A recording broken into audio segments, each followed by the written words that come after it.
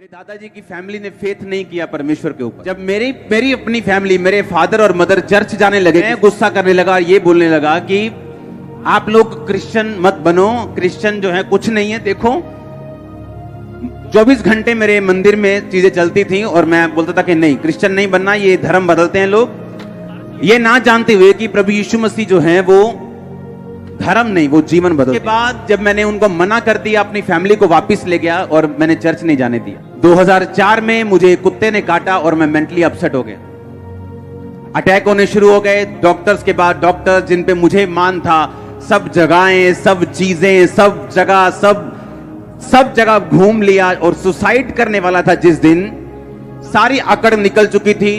धर्मों के बारे में बात करना बंद कर दिया था, कुछ नहीं मैं करता था, सिर्फ सुसाइड करना और हैवी डोज नशे की लेके स्पेशल सुल्तानपुर साइड से नशा लेने जाना और स्पेशल नशा करना ताकि मैं नशे में रहूं और मुझे अटैक ना हो।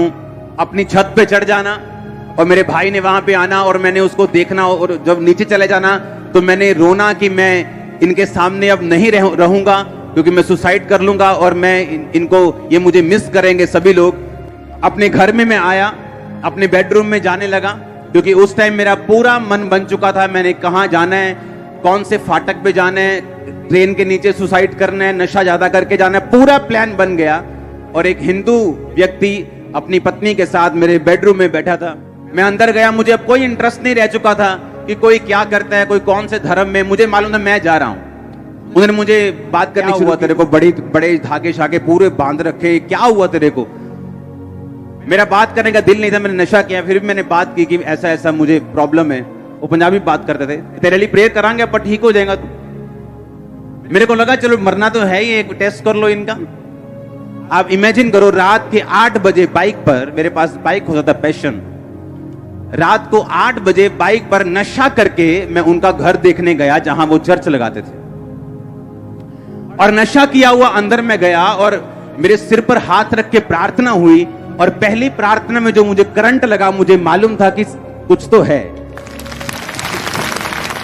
क्योंकि अगर मैं ना टूटता, मैं उसी घमंड में रहता, क्योंकि धर्म इंसान ने बनाया, यीशु मसीह ने कोई धर्म नहीं बनाया, परमेश्वर ने कोई धर्म नहीं बनाया। उसने नहीं कहा तू ईसाई बन जा, उसने नहीं कहा नहीं पहले अपना नाम पीटर रखेगा तो मैं तुझ पे दया करूंगा, अपनी कास्ट चेंज, उसने कुछ नहीं कहा। और पहले दिन की प्रार्थना के बाद मुझे समझ आ गई थी कि परमेश्वर है। मैं आपको पता क्यों कह रहा हूं? क्योंकि जब लोग मुझे देखते हैं उन्हें लगता है कि मैं आसमान से स्वर्गदूत उतरा हूं। उन्हें यह नहीं मालूम मेरी हिस्ट्री क्या है, मेरा बैकग्राउंड क्या है। मैं आपसे 10 गुना ज्यादा पापी था जब मैं परमेश्वर में आया हूं। अब परमेश्वर में मैं आ गया, मैंने उनका घर देख लिया, उसके बाद प्रार्थना करवाई। एक छोटी सी बाइबल, नया नियम उन्होंने नीले कलर का दिया, बोला पढ़ना। मैंने कहा ठीक है जी, ये पेपर ले लो, रोज 20 मिनट प्रार्थना करना। मैंने कहा 20 मिनट तो बहुत ज्यादा, 20 मिनट ठीक है कोई बात नहीं। तेल मसा करके दे दिया, पानी मसा करके दे दिया, अच्छा इसको लगाना, ठीक है। अब हुआ क्या, 2004 में परमेश्वर में आया अपनी मेंटली बीमारियों के कारण, अपने फिजिकल बीमारियों के कारण, लेकिन मेरी लाइफ की प्रॉब्लम्स वही नहीं थी। वो तो सिर्फ परमेश्वर की एक शुरुआत थी मेरी लाइफ में, मुझको अपने में लेके आने के लिए।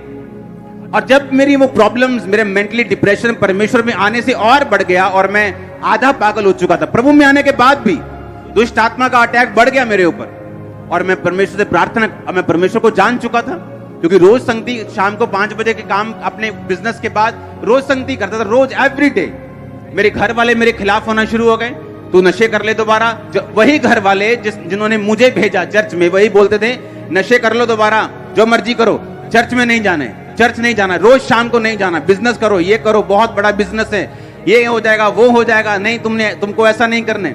रिश्तेदार, ओए तो वापिस आएगा अपने धर्म में, तेरे को पछताना पड़ेगा, तेरे पास्टर को मारेंगे, थप्पड़ मारेंगे, पीटेंगे, उसे रास्ते में पकड़ लेंगे। आप नहीं जानते, रोज रोज घर में कलेश इतना होता था, आप इमेजिन भी नहीं। अगर आप कई लोग ऐसे होते, वापिस चले जाते। और इस तरह से धीरे धीरे धीरे मैं परमेश्वर की ओर खींचा चला गया। उसके बाद जब मैंने देखा लोगों पे ले हैंड होते, लोगों को हील होते, मैंने खुद ले हैंड करना शुरू किया और खुद लोगों को हील होते देखा अपनी आंखों के साथ।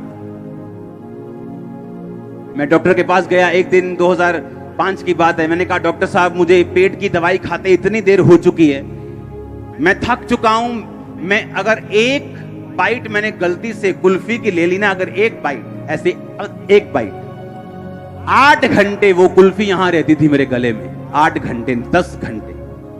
अगर एक चम्मच मैंने दाल खा ली, अगर उसमें अगर हल्की सी मिर्ची है, तो वो एग्जैक्ट टेस्ट यहां गले में मेरे 8 घंटे 10 घंटे रहता था। और मैं प्रभु से बोलता, प्रभु मार दे, इससे अच्छा ये है कुछ नहीं खा सकता, दाल बिना नमक बिना मिर्ची।